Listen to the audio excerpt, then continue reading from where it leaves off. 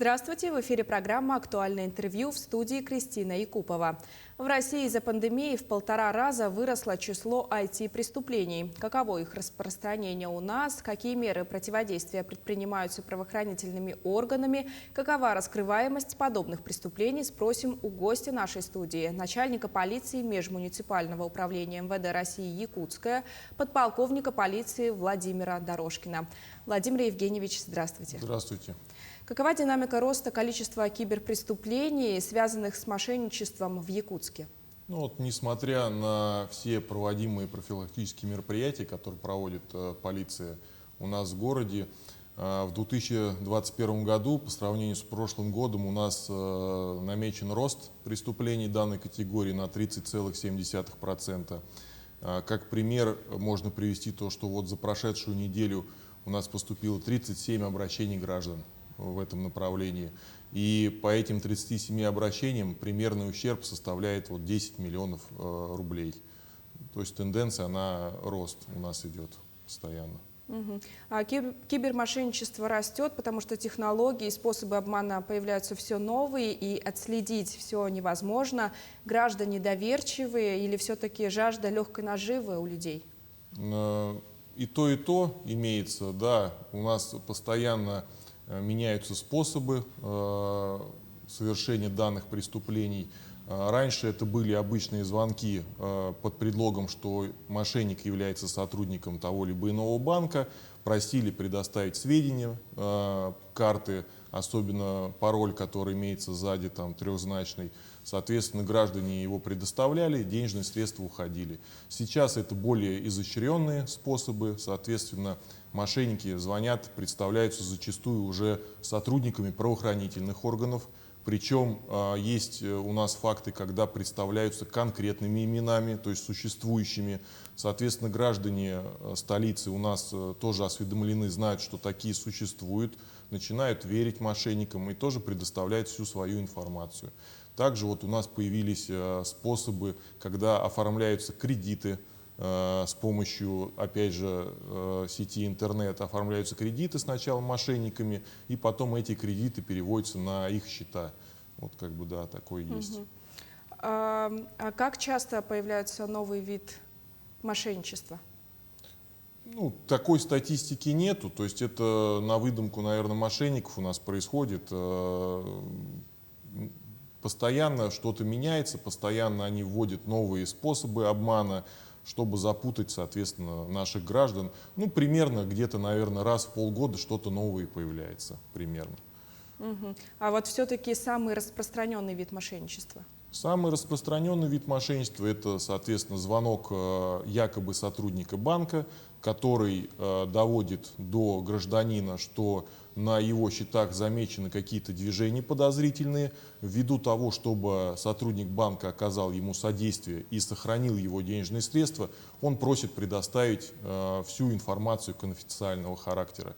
Соответственно, гражданин верит этому, предоставляет всю информацию, что ни в коем случае нельзя делать. Ни один сотрудник банка никогда не будет спрашивать эту информацию гражданина. Ни один. Но у нас граждане доверчивые, они предоставляют эту информацию, соответственно, денежные средства, когда уходят, мошенник уже на связь не выходит, и тогда гражданин понимает, что его обманули. И уже непосредственно обращается либо в правоохранительные органы, либо сначала в банк, где ему говорят, что да, вас обманули, пишите заявление в полицию. А мошенники как-то вычисляют людей, у которых есть средства на карте, либо это они наугад звонят и обманывают людей? В большинстве случаев это происходит наугад. Как я и сказал в первом вопросе, ввиду того, что зачастую, когда наугад звонили, попадали на тех граждан, у которых на счетах не имеется денежных средств, соответственно, мошенники стали использовать уже другой способ. То есть это, если нет денежных средств, они оформляли кредит на человека, этот кредит поступал на расчетный счет будущего потерпевшего, и потом эти денежные средства гражданином снимались и переводились на счета мошенников. А раньше звонили людям и говорили, что родственник попал в серьезную аварию, и вот этот вид мошенничества сейчас популярен или уже отошли от этого? Ну, этот вид мошенничества уже давно, наверное, отошел. То есть это за редким исключением, возможно, где-то там в дальних регионах это еще происходит, но у нас вот по городу, насколько я помню, таких фактов в этом году не было. То есть люди уже знают, да? Да, то есть люди вот по этому моменту осведомлены, они практически всегда стараются дозвониться до своего родственника, узнать причину, действительно ли это произошло с ним. Если до родственника не дозваниваются, соответственно, уже пытаются связаться с какими-то друзьями, ну и так далее, кто может А вот пояснить. сейчас, когда онлайн-продажи стали популярными, появилось много фишинговых сайтов. Как вот обезопасить себя? Да, ну вот сначала, чтобы обезопасить, нужно понять, что такое вообще фишинговый сайт, да, для телезрителей. То есть это сайты, с помощью которых мошенники будут пытаться получить вашу конфиденциальную информацию. То есть вы заходите, тем более это вот сейчас у нас впереди Новый год, это очень актуально. Люди целый год копили денежные средства, чтобы порадовать себя, порадовать своих близких. Кто-то хочет съездить куда-то отдохнуть, кто-то купить подарки дорогостоящие. Соответственно, будут использовать, сейчас очень развиты покупки у нас в интернет-пространстве, будут использовать различные сайты по продажам. Ну, можно сказать, такие как вот Авито, Wildberries, Юла, Инстаграм и так далее, и так далее. Соответственно, при покупке на этих сайтах, когда вы связываетесь с другой стороной, то есть либо это продавец, либо это покупатель, ни в коем случае нельзя переходить на иные ссылки. Если вам ваш собеседник с другой стороны начинает под тем либо иным предлогом предлагать перейти по другой ссылке, а это что может быть? Это может быть доставка, оформить доставку через другой сайт. Это он может объяснить тем, что вы не можете ему оплатить денежные средства через этот сайт, поэтому перейдите по ссылке, пожалуйста. Когда вы переходите по ссылке, вы попадаете как раз на фишинговый интернет-портал, где вас просят ввести ваши установочные данные, соответственно, код, который вам приходит в СМС-сообщение. Вы это все вводите, и денежные средства с вашей карты, соответственно, уходят. Поэтому всегда, когда пользуетесь покупкой в интернет-пространстве, необходимо сначала ознакомиться с правилами безопасности сделки именно этого сайта. То есть, если вас это устраивает, ни в коем случае нельзя поддаваться уговорам и переходить в другие пространства интернет, либо мессенджеры.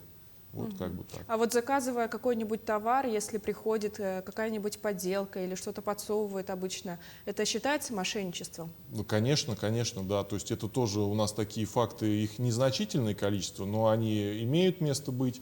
Мы проводим проверку. Вот. Конечно, это иногда может произойти ошибка на той же почте или и так далее, но это мы все в рамках проверки уже нашей процессуальной выясняем и даем оценку в рамках законодательства. Много обманутых граждан среди тех, кто внес свои и кредитные средства в различные инвестиционные фонды. Какое количество обращений поступает к вам? Ну, этих обращений не такое большое количество, незначительное, то есть порядка, по-моему, 10 обращений было в этом направлении, но следует отметить, что это самый большой ущерб у нас по таким обращениям, он варьируется от 1 миллиона до 11 миллионов, то есть за раз можно.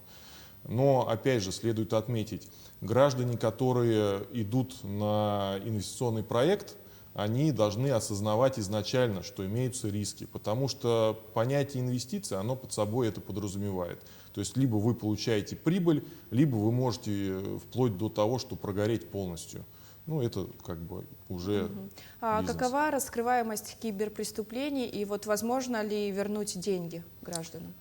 Так, ну вот по раскрываемости киберпреступлений у нас в этом году она составляет 32,6%. У нас по сравнению с прошлым годом наметилась положительная динамика, то есть увеличился процент раскрываемости по этим преступлениям.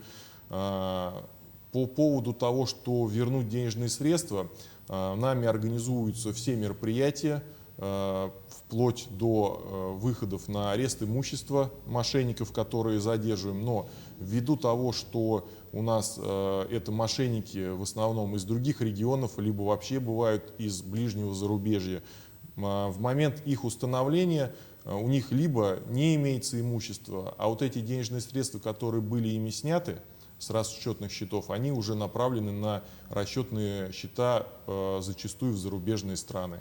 И, соответственно, арест вот этих счетов, которые находятся в банках зарубежных стран, у нас регулируется все международными договорами. Это затруднительно очень. Поэтому желательно, чтобы граждане были всегда начеку и избегали вообще вот этого факта, то есть не допускали мошенничества в отношении них. А можете дать совет нашим телезрителям, вот как вести разговор, если тебе позвонил мошенник, вот что правильно говорить? Конечно, в первую очередь нужно выяснить действительно, кто данный человек, где работает, в каком офисе, откуда он знает телефон, вступить, так сказать, в беседу, чтобы узнать уже установочные данные самого гражданина, который вам позвонил. Зачастую они уже на этой стадии начинают ошибаться и, соответственно, сами иногда прерывают звонок, понимают, что человек осведомлен об этом виде преступления. Соответственно, если все-таки вы вступили в диалог и вас человек убедил, то, что он сотрудник банка, либо сотрудник правоохранительных органов, я еще раз повторю, ни один сотрудник банка, ни один сотрудник правоохранительных органов в телефонном режиме не будет запрашивать у вас ваших конфиденциальных сведений. Ни данных паспорта, ни данных вашей кредитной карты, ни данных вашего счета. Тем более паролей, которые вам поступают в СМС-сообщение.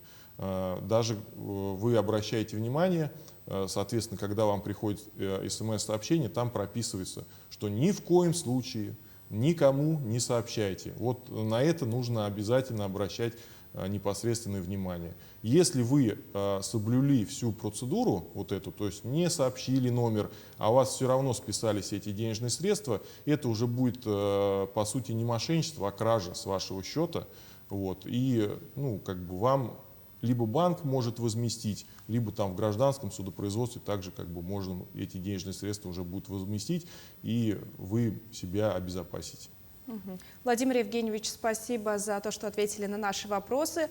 А я напомню, о кибермошенничестве мы поговорили сегодня с начальником полиции Межмуниципального управления МВД России Якутска, подполковником полиции Владимиром Дорожкиным.